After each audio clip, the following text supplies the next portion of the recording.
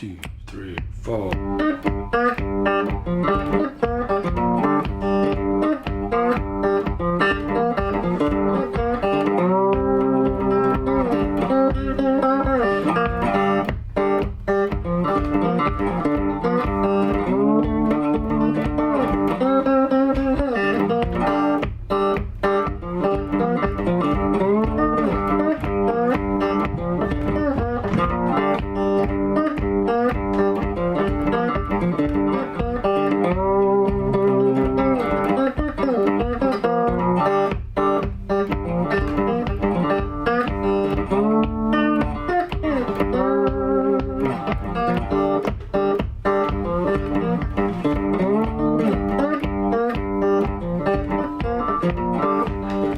G'day folks, Pat Curley from LearnCigarBoxGuitar.com with a short video with a few hints and tips for your blues playing. Right? Now let's just have a quick look at your 12-bar blues just to refresh your memory. You'll need to have done this before. If you're a beginner, this video won't suit you. Okay, so you 4 bars there.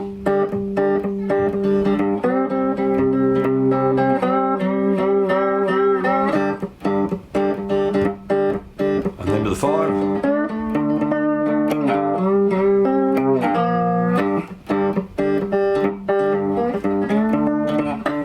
Yeah, so you can break that up into sort of 3 sections. The first section is just all on the 1 chord. The second section, we go up to the 4 chord, and you get a bit of variation, create a little bit of tension, but then you come back. And then at the end there's a bit more tension by going to the 5 chord, so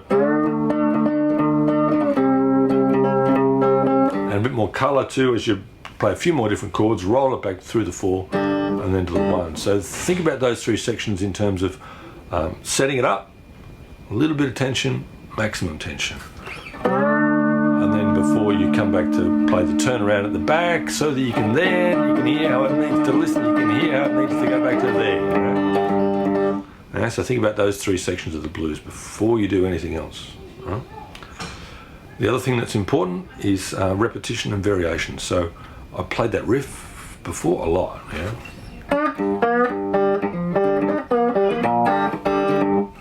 Based on the Muddy Waters thing, I Can't Be Satisfied, which is 7th fret, 3rd fret, open, 3rd fret in the middle, open. Right, so I played that riff and then played it again, but a little bit differently, right, with a bit more of a flurry on it. So try that. Try and play that riff, 7th fret, 3rd fret, open, even if it's just that, and then mix it up a bit. So.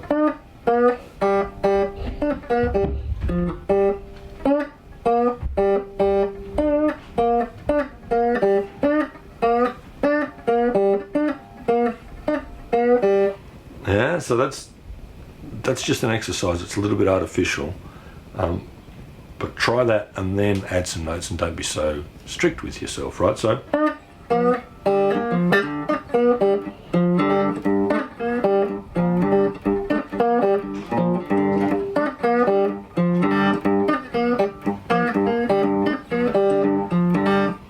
that type of idea, right?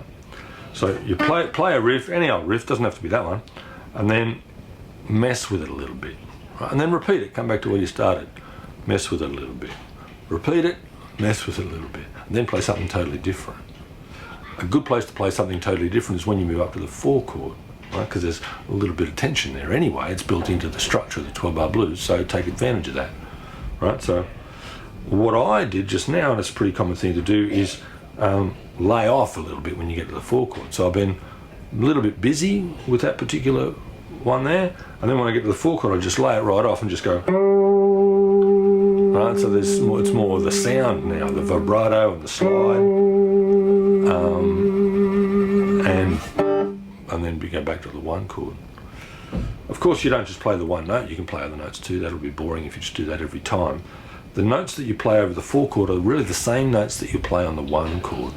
So that's your pentatonic scale most of the time, whether it's major or minor. Let's just look at the minor pentatonic. Open, 3rd, 5th, 7th, 10th and 12th. Hopefully you know that already if you're looking to improvise on your blues.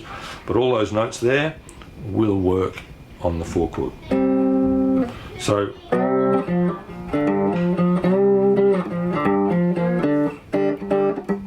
so on the 4 chord again, I just went, hit the 4 chord, let me know you're on the 4 chord, and then play any of the notes from the pentatonic scale.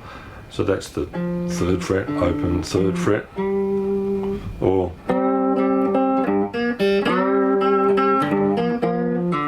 and then back to the 1. Alright, so accentuate the 4 chord, make sure we know you're on the 4 chord, but you don't need to just stay there the whole time. You can play riffs around the 4 chord, so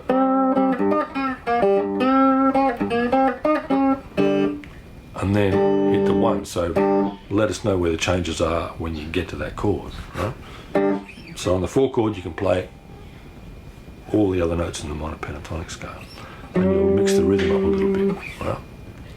When you get to the 5 chord, focus more on the pentatonic scale from that 5 chord. So the main notes there will be the note on the 7th fret, obviously, the one on the 10th fret, that's the bluesy flat 3rd, and the one on the 5th fret, that's the flat 7. So yeah.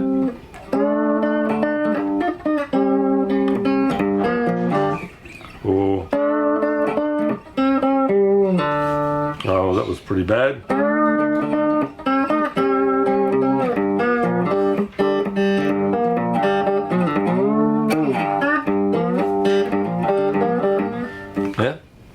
So on the 4 chord, you're just playing the normal pentatonic. On the 5 chord, try and focus mainly on the notes from the pentatonic scale on the 5 chord. So the rest of those would be there's your 1 there for the 5 chord.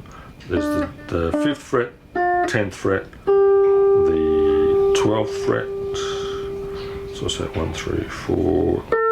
The 9th fret is a big strong 1 too on the 5 chord, right? So the ninth note, I should say, the 14th fret or the 2nd fret. That one there. Yeah? So anyway, on the 5 chord, you got that note there which is not in the blues scale to play with as well. Okay, we've covered a lot of ground in a very short time. Repetition, variation, light and shade, dark and shade. The old Jimmy Page thing, dark and shade.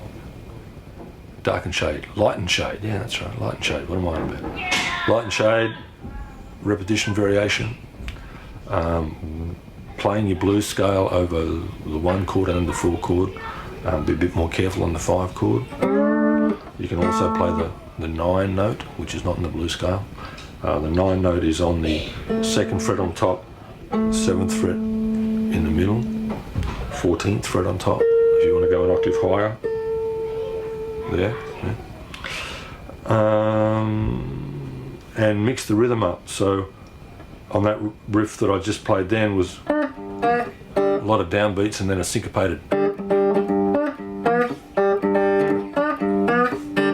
So that syncopated part becomes a feature of the whole thing, yeah? So when you go to the 4 chord,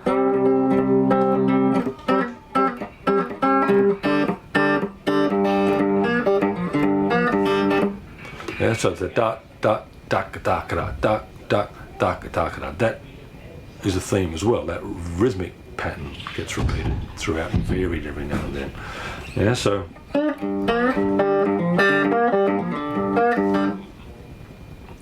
make sure your hands are up to it too. Sometimes I'm playing things that I really shouldn't be. But anyway, that's for another lesson. It is important, your technical stuff. Obviously, your hands need to be able to do what you want them to do.